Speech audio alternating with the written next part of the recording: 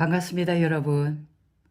오랜만에 공부하는 시간을 가지게 되었네요.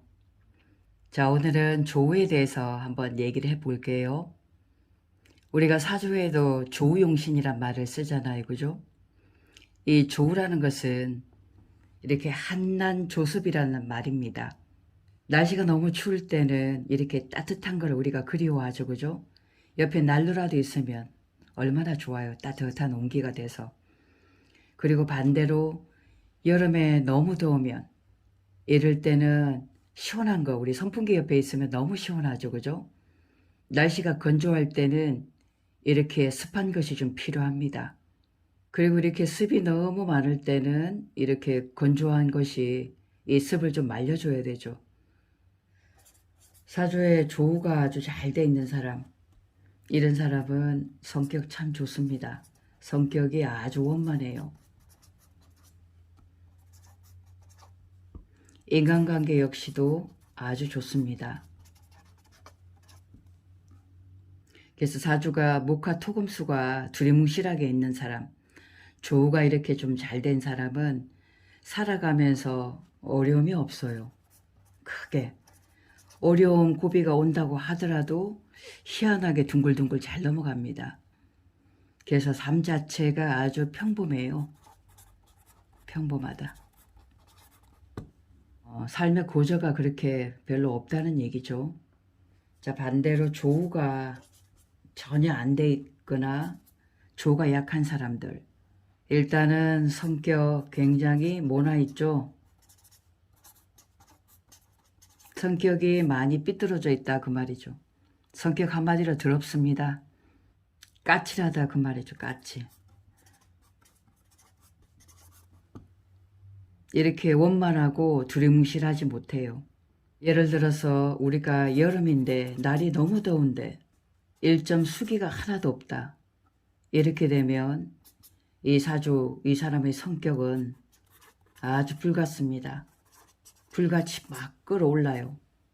성격 엄청 급합니다. 반대로 겨울생이다. 겨울인데 날씨가 너무 추워. 혹한의 추위야. 근데 화기가 하나도 없어. 그러면 사람 자체가 굉장히 냉혹합니다. 차가운 기운으로 가득 차 있어요. 그리고 굉장히 이기적이고 실리적이란 말이에요. 깜깜하니까 밖을 볼 수가 없잖아. 그래서 나 위주로 살아갈 수 있는 그런 성격을 가지게 된다는 거죠. 그래서 우리가 사주에서도 목화 토금수가 둥글둥글 다 있는 사람들은 크게 성공하는 것이 아니라 이렇게 평범한 속에서 만족을 느끼면서 살아간다. 여기에 그냥 만족감을 느껴요. 그것 자체로 행복하다 그 말이지. 근데 조우가 안 되고 사주가 이렇게 치우쳤다든가 이런 분들은 삶이 늘 파도 타기예요. 오르락 내리락이야. 이런 분들은 남들 편히 쉴 시간, 잘 시간 있죠. 그 시간에 나와서 일을 해야 됩니다. 남 잘 때 일을 한다 그 말이죠. 그리고 남들 밥 먹을 때, 밥 시간에 그 시간에 아까워서도 일을 합니다. 일주일 내도록, 한 달 내도록 쉬지 못하고 일하는 분들이 있죠. 이런 분들이 조가 많이 깨져 있는 분들이에요. 그리고 사주가 한쪽으로 치우치신 그런 분들이다 그 말이죠. 이런 분들은 삶 자체가 항상 고달프고 어렵기 때문에 이것이 그냥 내 일이다. 이것이 그냥 본인 스스로 이 삶을 스스로 자초해서 어려움으로 모르고 살아가는 겁니다. 그래서 이런 분들이 나중에는 성공합니다. 크게 대성하는 거죠. 너무 힘들고 어려워봤기 때문에 성공해서 이제 좀 편안한 삶, 쉬고 싶은 삶을 살고 싶은 거예요. 그래서 앞만 보고 가는 겁니다. 어디 영화를 보러 간다? 이런 시간 할애 못합니다. 이런 걸 인정하지도 않아요. 죽기 살기로 살다 보니까 우리가 7전 8기라는 말을 하잖아요. 그죠? 바로 이런 분들이에요. 될 때까지 하는 겁니다. 될 때까지. 그렇기 때문에 이렇게 성공하는 거예요. 그래서 이렇게 조우가 편안하게 잘 된 분들은 삶에 크게 어려움이 없으니까 그냥 무해무득 이런 삶을 살아가더라. 또 여기에 만족감을 느껴요. 큰 욕심이 없어. 근데 이래가 조우가 깨진 분들은 삶 자체가 늘 피곤하고 힘듦에 쩔여 있기 때문에 이 삶을 좀 딛고 행복한 삶을 추구하기 위해서 부단히 노력하는 가운데 이러한 크게 성공할 수 있는 기회 제공을 맞이하더라는 겁니다. 그래서 조우는 바로 인덕입니다. 인덕. 조우가 잘 돼 있다. 이것은 바로 남들로부터 인정을 받는다. 아까 제가 조우가 안 되신 분들은 성격 까칠하다고 그랬죠. 남의 마음 헤아리지 못해요. 내가 살아야 되는데, 그죠?